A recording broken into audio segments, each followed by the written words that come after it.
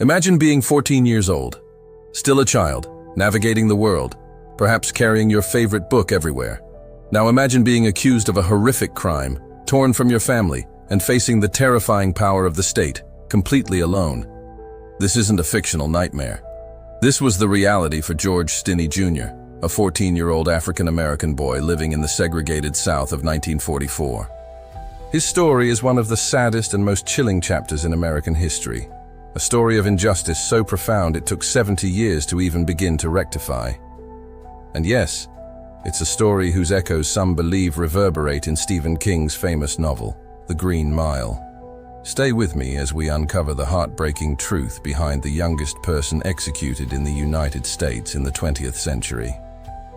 Our story takes place in March 1944, in the small, racially segregated mill town of Alcolu, South Carolina. Tension simmered beneath the surface, a constant reality for black families like the Stinneys. George lived here with his parents, brother, and sisters. One fateful day, two young white girls, 11-year-old Betty June Binnicker and 7-year-old Mary Emma Thames, were riding their bicycles, looking for wildflowers.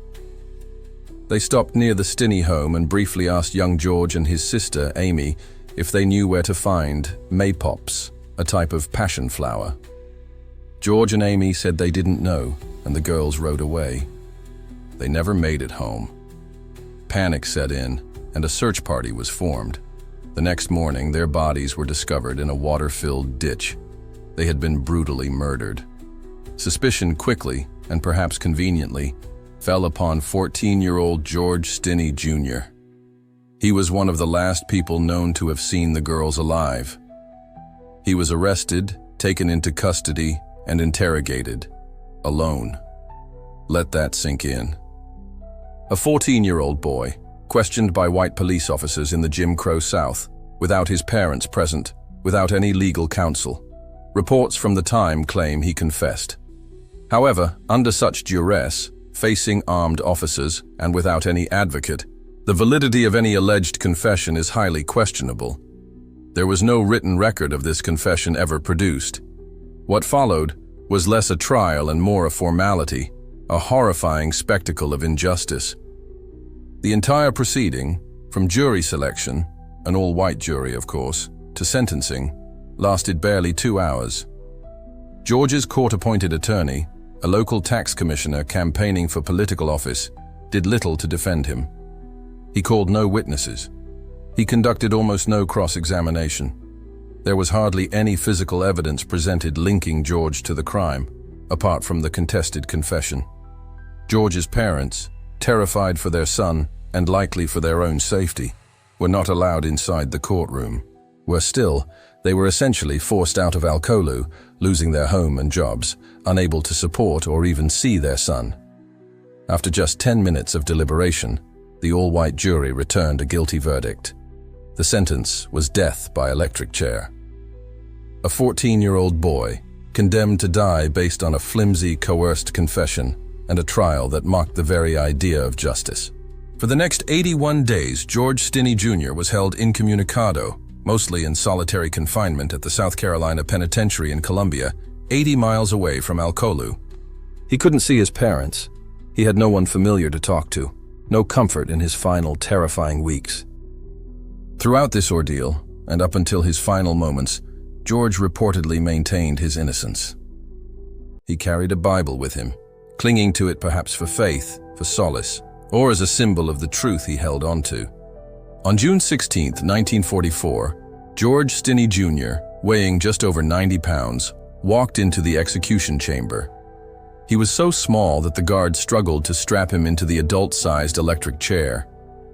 The straps didn't fit his small frame. The mask, meant to cover his face, reportedly slipped off during the horrific procedure. Because he was too short for the chair's headpiece, he had to sit on the Bible he carried. At 7:30 p.m., the switch was thrown. 5,180 volts surged through his small body. Within minutes, George Stinney Jr. was pronounced dead, the youngest person executed in the U.S. in the 20th century. Decades passed. George's family lived with the pain, the stigma, and the deep conviction that their brother and son was innocent. They, along with dedicated activists and lawyers, never gave up the fight to clear his name. Finally, in 2014, 70 years after his execution, a South Carolina judge, Carmen T. Mullen, held a 2-day hearing.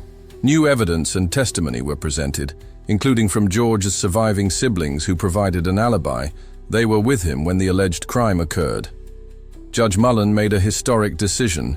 She vacated George Stinney Jr.'s conviction, effectively clearing his name posthumously. She didn't rule on whether he committed the crime, but rather that the state had fundamentally failed him. His trial was deemed deeply flawed, lacking due process, inadequate legal defense, and likely involving a coerced confession. The speed of the trial, the lack of evidence, the denial of basic rights, it all pointed to a gross miscarriage of justice.